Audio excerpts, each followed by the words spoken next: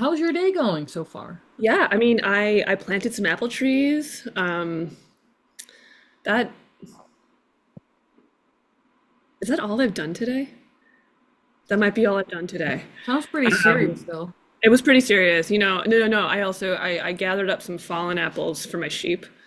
That was pretty intense. But You have sheep? I do, I do. They are the light of my life. There is Lord Byron. He's our ram.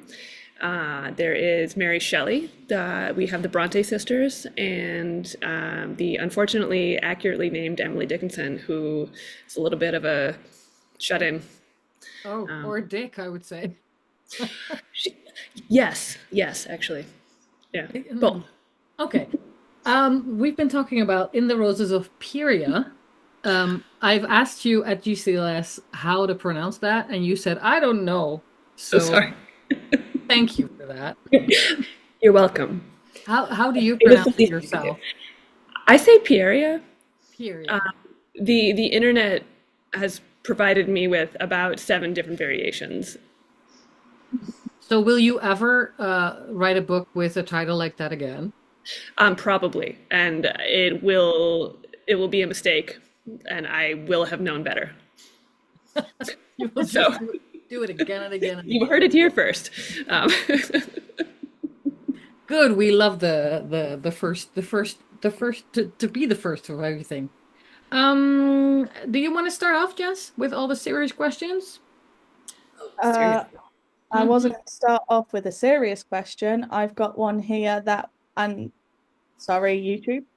What the actual fuck, Anna? It's not a question, it's just what someone sent us.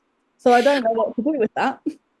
No, well, the answer to that is sometimes I lie awake at night and I just laugh to myself still because I was filled with such joy at that ending. I've always wanted to do something really awful, and it's if you do that in real life, you get in trouble. So I decided that I would do it in fiction. You're welcome. Uh, You thank you. yeah. Um, so Steph says has a question a little up. Let's see where you go. The book contains haunting descriptions and vivid details. Did you draw from any particular source or experiences to create these? Um,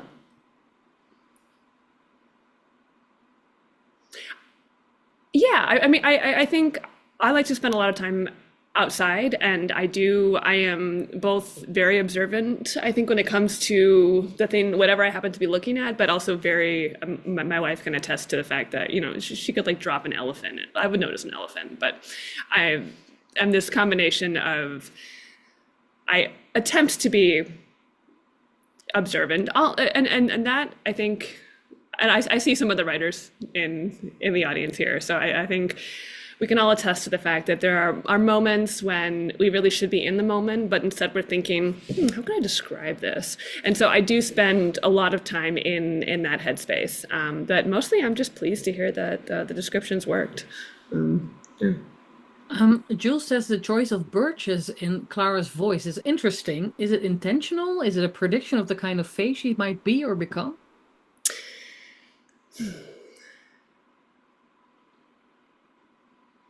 Ooh, look. She's like, what can I tell you about book two? Yeah, that is what I'm trying to figure out. Um, I I think yes and no. That's a terrible answer. I am so sorry. But To defend Jules, she says, it's okay to not say. okay. Yes, I'm not quite sure how to answer that without two things. One, giving things away, or also I always reserve my right to change my mind about any plot decision I have made, and that, frankly, is not a great way to write a book series, which I do know. I have learned from my mistakes, and I keep choosing to make the same mistakes again. Um, Oh, well, keeps things interesting. I'm being very facetious, but yeah, no. But great observation, though. Very good. Well, Jules showed us a copy of the book with all the little post-its in it. So if you ever need an annotated book, call her. I yes. you'll be hearing from me as I continue to struggle through book two. Um, She will be delighted, probably. Jess, do you have more? Yep, I've got one from Suzanne. How much time did all the historical research take? What was it like? What was that like? well, I love all aspects of writing, but I think my two favorite are the initial drafting process and the research process. I adore research, and it gives me just the opportunity, I think, to never be an expert in any one thing, but I just love learning, and that's probably why I've remained in academia, so that I have access to college's interlibrary loan. Um, they probably have a wanted poster of me because I also do keep my loans out too long, which I'm sorry, not sorry. I needed them. So I do a lot of research, probably more than, I wouldn't say more than is necessary, but I definitely, when I'm talking to students and I'm talking about research,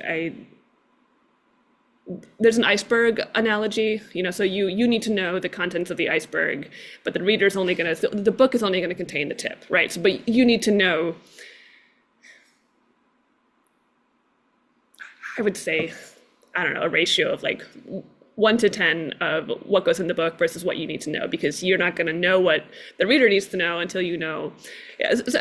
We're all more or less experts in something, right? So whether that's your profession, whether that's your passion, and when you read something that someone's clearly taken the time to do research on, it feels really rewarding.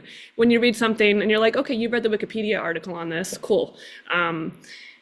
It is very obvious. So I'm always conscious of that, because I certainly don't want to let my readers feel as if I have, not done my work. But also, I love reading doctoral theses, and I love, I'm a huge nerd. So for this project, I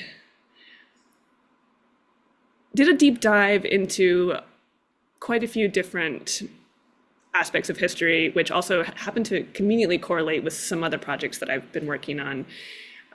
But when making up a country, I wanted it to feel like it was real or could have been real. And in order to do that, I had to learn about, all the other, what the contemporary societies might have been like, where it could have gone from there. I don't know. I could talk about research for years, so I guess it depends on how much you want to hear about it. But yeah. We'll book you another time. That's good. Okay. Why fungi? Okay, well, so here's the thing. A couple years ago, this was before COVID, so I don't know how many years ago it was because COVID broke time. I was in a car accident and I got a bad concussion. And as part of my recovery, I couldn't really scan with my eyes. So I would be taking walks in the woods because there's only so long you can, lie in a dark room before you just lose your mind. So I had to be really careful as I was walking, and I just kept noticing all these little mushrooms everywhere, right? And I hadn't really been super interested in them before beyond general ecology. Like I knew the role they played in the ecosystem, and that was always interesting to me. But when my point of view kind of got limited to that, I hyper-focused a little bit. Anyone else have ADHD? Yeah, okay, so you know how that goes. And then I actually got a second concussion because of mushrooms. I was leaning down to look at them, and my dogs got very excited to see what I was looking at, and my 90-pound German Shepherd came in too hot. She's actually never run into me before in her entire life. She's always so careful, but it was icy. She kind of skidded on the ice. And so I was bending over like this, and she hit me perpendicular in the head. So it was a pretty cool jelly or fungi, and it was not worth it. But from there, I had done so much research on them and learning about identification. I got really interested in the mycelium and then the Wood Wide Web, and I listened to a lot of nature audiobooks. And if you do too much research and you're a writer on any one thing, it is going to come out somehow. And this is the inevitable result. Jess will forever be grateful for the fungi, right? I loved it. Love the concept, the spores and everything. It's just fungi, moist. Oh, they're horrifying. It's horrifying, right? Makes Yeah. No, there's something. It's fleshy. It has all the enzymes to digest us. We don't have all the enzymes to digest it. Like it's our natural predator. There's something deeply disturbing, but also we are more closely related to fungi than we are plants. I don't know. There are weird what? cousins. Are we all like Fae in a way then? A little bit. I mean, yeah, you don't want to know how many, the flora and fauna on our skin and our digestive tract. I mean, we're all a little bit of composite organisms in a way. Well, And when, that's her. Well, thanks for that. you're welcome. Yeah. I mean, hopefully none of us are gonna spontaneously combust into spores, but I might have to start looking for a new host if I expire. yeah. Yeah, I've got some questions here because it's unraveling quickly again. I've got a first of all, I've got a comment from Mary saying I googled necropolis whilst reading the book just to double check if it was fictional. That's how real all of it felt. True. Good. Good. I mean, that's Um, reassuring. I did that too. And then I've got a question here from Jade. They've asked, what was the hardest scene for you to write and why? Well, actually, that's so the battle between Vezina and everybody when that scene initially was about.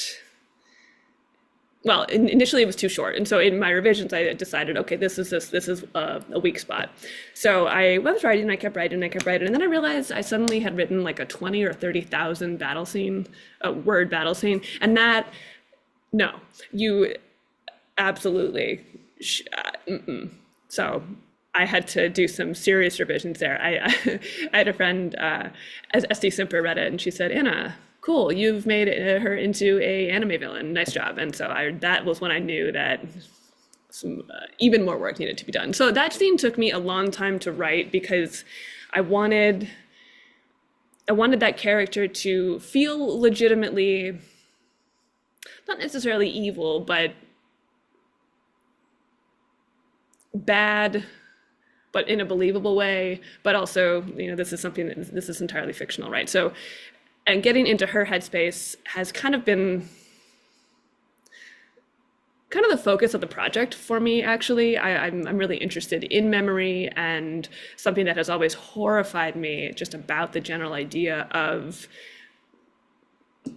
I mean, luckily to the best of our knowledge, it's fictional, right? But if you were to live for that long, I mean, what we can hardly handle memories over a lifetime, right? Like what is the psychological impact of having that many experiences? What would you remember? What would you forget?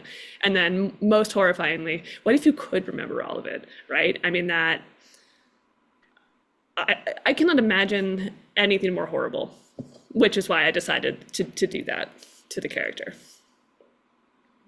So do you think that Agatha is the real villain for making Bethana remember all of that?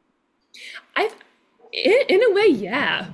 But also, I think in her defense, what I would say is when she did that, certainly neither of them had really been around long enough to fully understand the repercussions. So she knew it was going to be, and she knew it was a curse. But I think that speaks to, sometimes we make decisions that we're just incapable of seeing the long-term effects, right? And if she had known what was going to result from that, well, obviously, maybe not obviously, I think would never have made that decision. And now she's living with the repercussions of her choices, but also, terrible things happen to people all day, every day, and not everyone becomes a monster, right? Very true. I've got another question, or shall I go? Yeah, why not? I'll go. Good. From Natalia, I know that In the Roses was inspired, among other things, by mushrooms and Merlin Sheldrake's Entangled Life. Could you please tell how the idea of combining vampires and fungi came about? Hmm.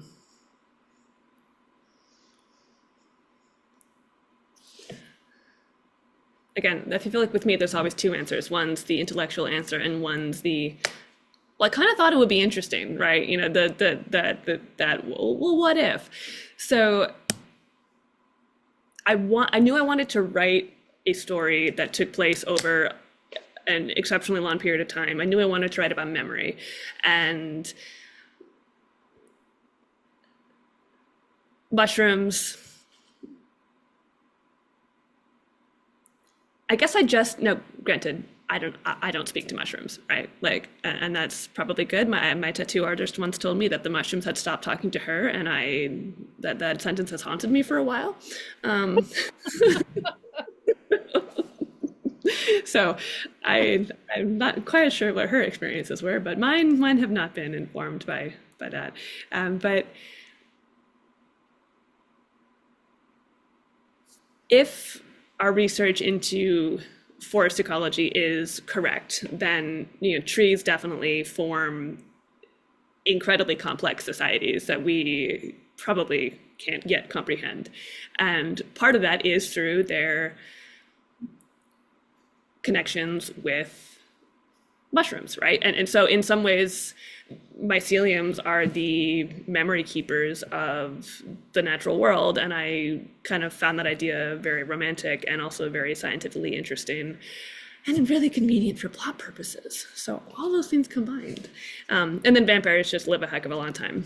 So Memories, check. memories check. And in some ways are parasitic too, right? I mean, that they're these relationships, and I really also wanted to explore kind of just our fucked up obsession with vampires.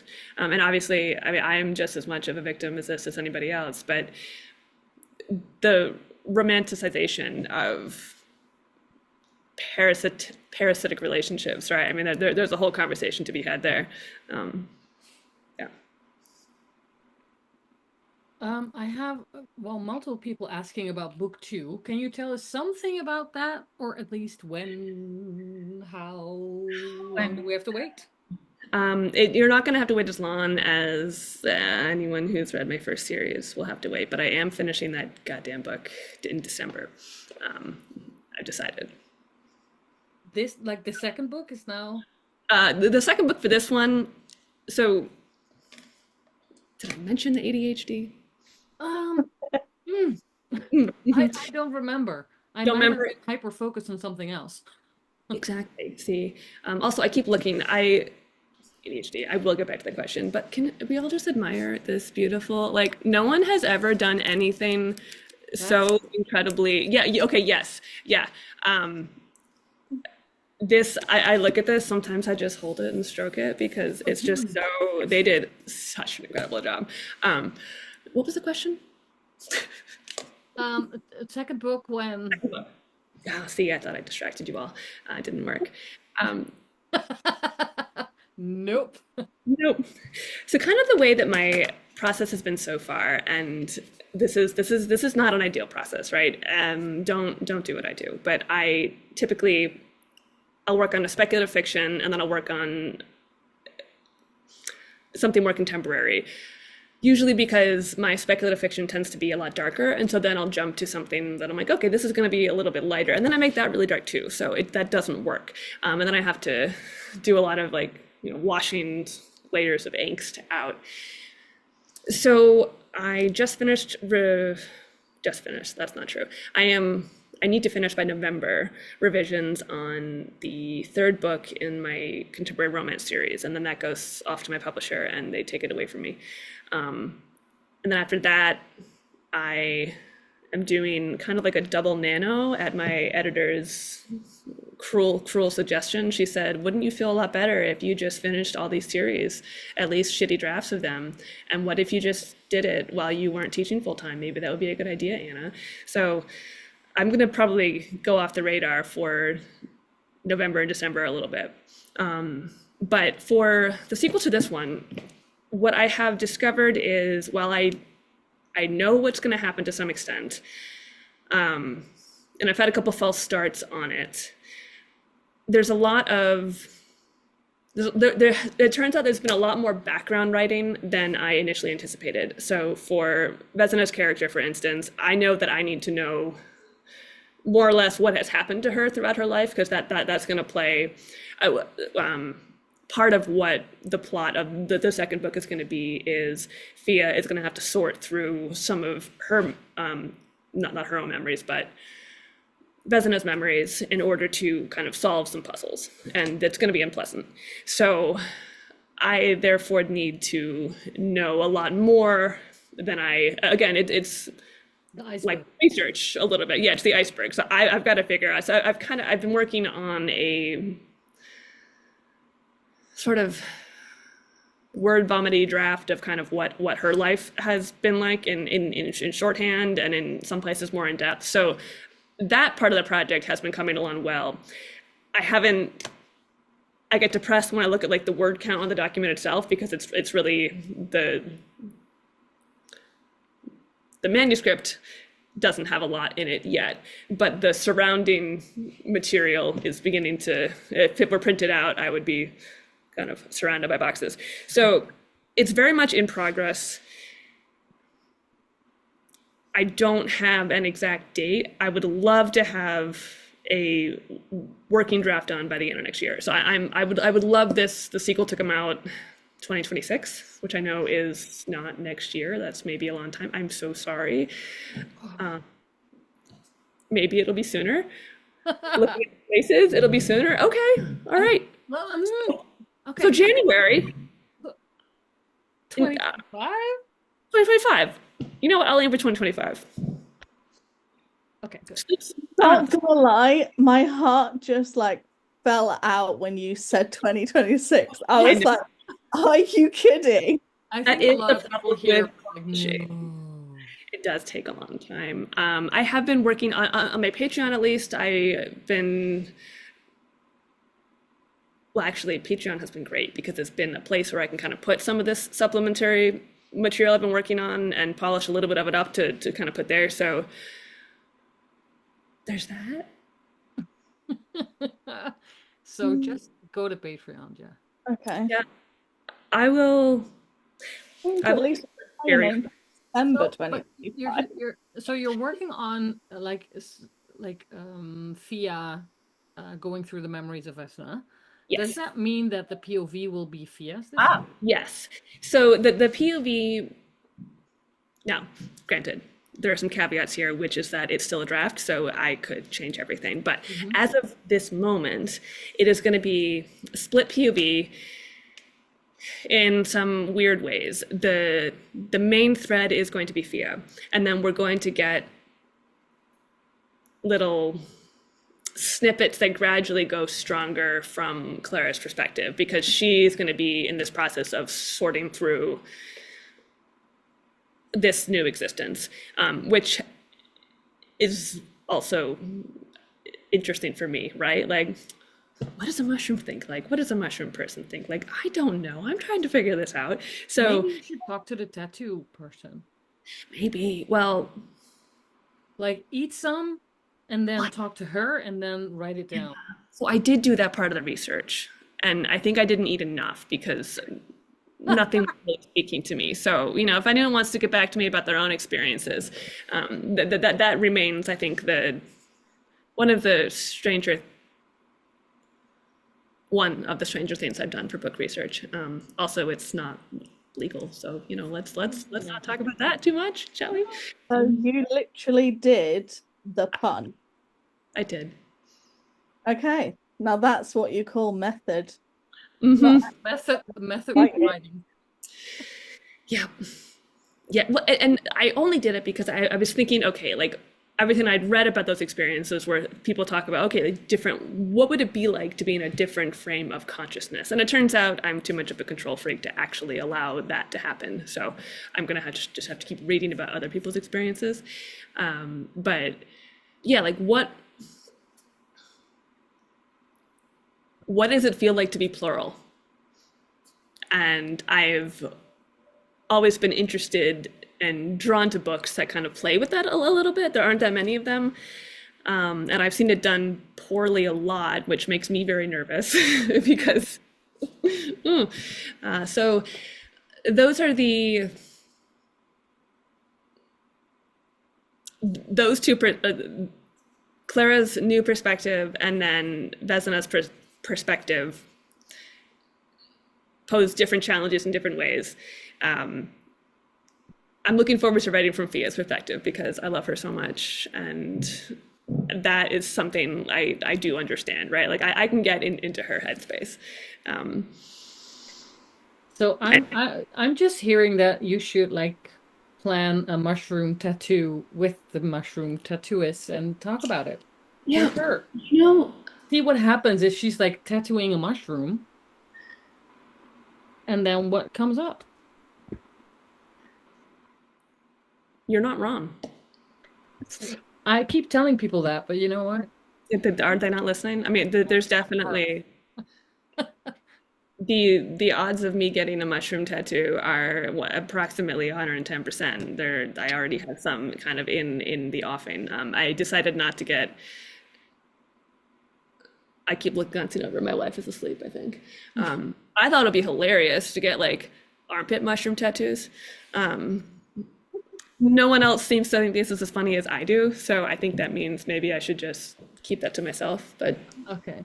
Um, Jude has a comment to say, talk to J.S. Fields. They wrote mushroom characters in their yes, Argument series. yes, and I that has actually been quite helpful. I haven't talked to them about it, but I have read. Um, yeah. Oh. Oh, kitty. Hello, kitty. Jude and the cat again. Okay. I'm conscious of the time, so it's officially been the hour. Have you got time for a few more questions, Anna? Oh, yeah. The only thing yeah, no, The apple trees are planted. the apple trees are planted. I'm good. Just Cool. well, you said just now that you love Fia so much. Is she your favorite character? From that series, I think she did become, no, Fia, but also Nat. I just love her so much. I want her to be my big sister, and I have been toying with, and by toying with, I mean, I don't know how many hundreds of words I have. Yeah, so I've been doing some writing about her as well. Just kind of like off in the ether of Scrivener. Scrivener's dangerous. Do any of you writers use Scrivener? Okay, yeah, okay, I see one nod. So, yes, My okay. answer is yes. Yeah. What I love about Scrivener is that you can have all these little folders, so you can have all these little, and like there's in a Word document, you can have headers and you can navigate that way, but it's essentially just, you're working with the manuscript. In Scrivener, I can work on the manuscript, but then I can also work on all these little like side stories that are also in the same document, and so I'm always tempted, and It's very maybe that's why ADHD. it's taking me so long to write things because I'm just like, oh, I can add some more things here. But no, I love the text character, and I think that I love how sort of morally gray she is, but also she's got a very like there are a few things that she cares really deeply and strongly about, and then around that, she's kind of she's willing to get involved in arms deals, right? So she's not a hero by any stretch of the imagination. She's human-ish. Yeah, yeah. Okay, a lighter one. If this book would be a movie or a TV series, who would play the main characters? See, I both love and hate this question because I love it because mostly I would love to hear what you all think. I am like the worst person with the names of actors and actresses. So while I can like visualize, I have no idea what these people's names are. So maybe my answer is I would love to see Charlize Theron play Nat. And beyond that, I don't know. Yeah, yeah. I would. I mean, you know, what, why don't you all cast it for me? That would be great. Let's put them in the comments. We'll see. Yeah. Steph. Oh well, I'm sorry. Steph says we've been talking about the audiobook. People said the audiobook was like the experience was almost even better than just reading it. How did you choose the narrator? Are there any specific qualities or moments you felt like they captured especially well?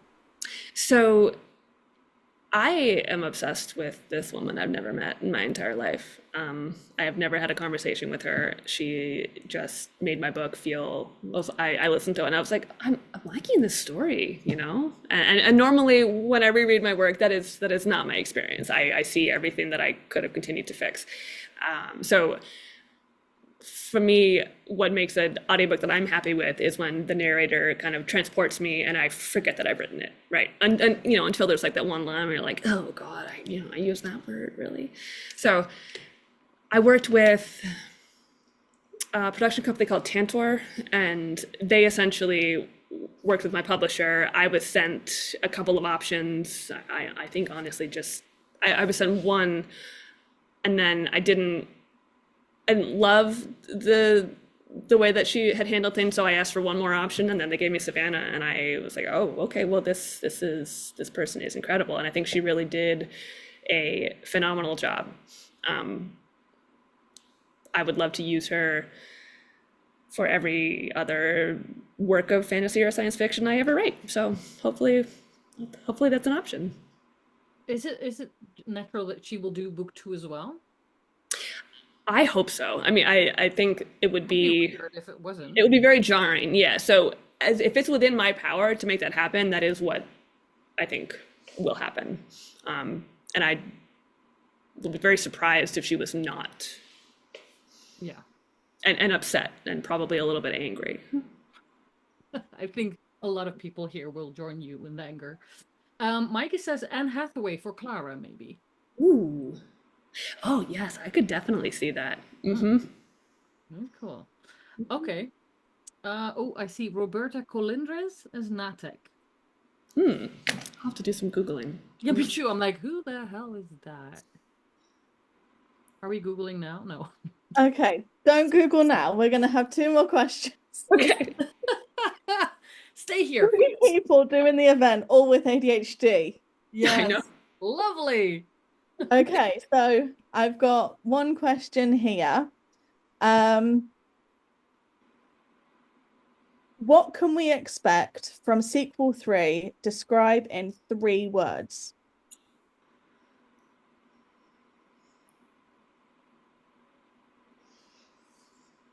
Terrible things happen. Brilliant. Love I'll give the therapist a call then. Okay. Please get it for 2025. Okay. I consciously do feel like that is possible. Late 2025. Because I do, my publisher does need a good 6 months minimum to kind of get things into all the things. But, oh, yeah. I was just, yeah. Yeah. Because I just Googled, I'm sorry, Jess. Bunch of rule breakers here. Okay. Okay. Last question. Do you have one? I have loads, but do you have a No, well, no, go. I'm Googling. I'm kidding. Okay, let's end with a one just because, well, why not? What's your favorite mainstream vampire / supernatural TV show or film?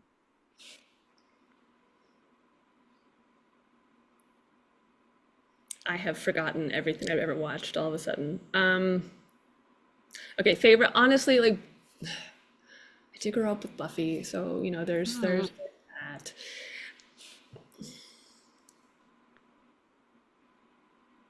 Part of why I at least write, or why a lot of us, I think many of us write, is because we haven't quite seen what we want yet.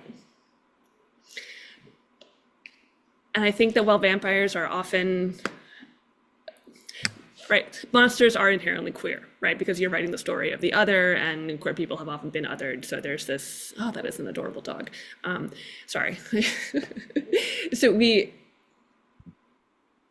certainly seen queer vampires, but I don't know, none of it's been gay enough for me. So I thought it should be gayer. Is What we that do in what? the shadows. Oh, sorry. What we do in the shadows. As a point to what you just said about monsters in general being queer, and I'm aware this is like a third question, but do you think that that's why people, because we all discussed it during the book club, find like vampires chowing down really, really hot? Because we all thought that with Agatha and Fia, we were just like, okay, now we're dead. Yes, and I think there's an appeal, and maybe this says more about my own psychology. So let's not think about that. Especially a future thesis student. I see you. I see you. I'm still under the academic banner here. No, but there's this allure of kind of giving into your darkest urges without, but if that happens and it's kind of against your will, you're not consciously making that choice.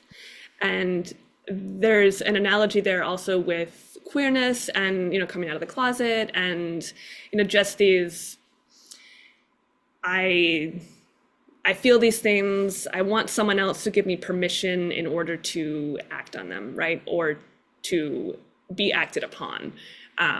So that's always what I've kind of played around with. But there's also, I don't know, blood is wet, you're eating it, like, I don't know, right? Yeah.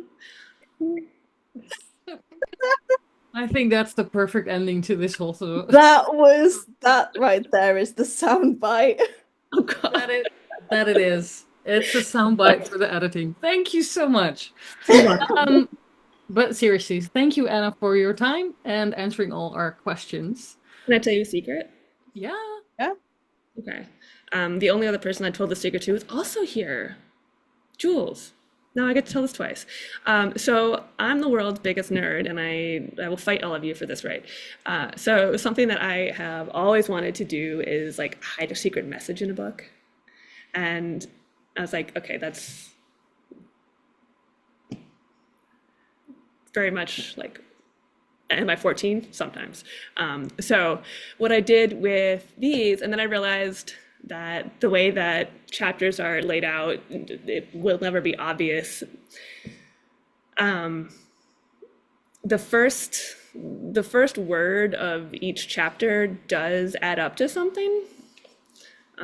So, if you feel like doing that legwork, you're more than welcome to. Pretty much every single neurodivergent person in this Zoom chat and on YouTube is going to do that. I hope so, because otherwise it's just for me, and that's not as much fun. Okay. Okay, so that is the perfect ending. Yeah. Okay, again, thank you very much, Anna, for joining us and answering all. Delight. Thank you all so much for coming. We love having you, and please don't wait till 2026. But we'll probably talk to you again.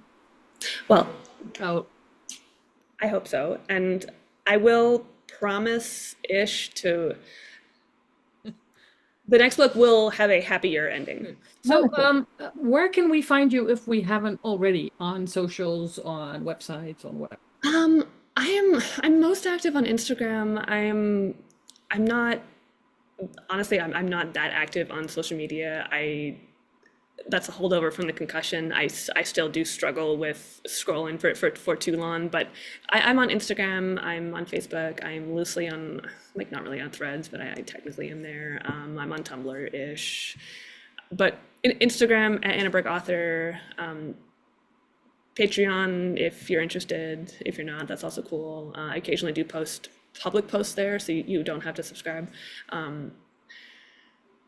I have a website, which again, God, this is, don't do what I do. I can tell writers how they should run, their social media, and then I look at what I do and I'm like, no, this is terrible. But yes, if you follow me on Instagram, you are more likely, honestly, you'll just see pictures of my sheep and occasional book updates. But Thank you very Thank much. you, everyone. Thank you, Anna.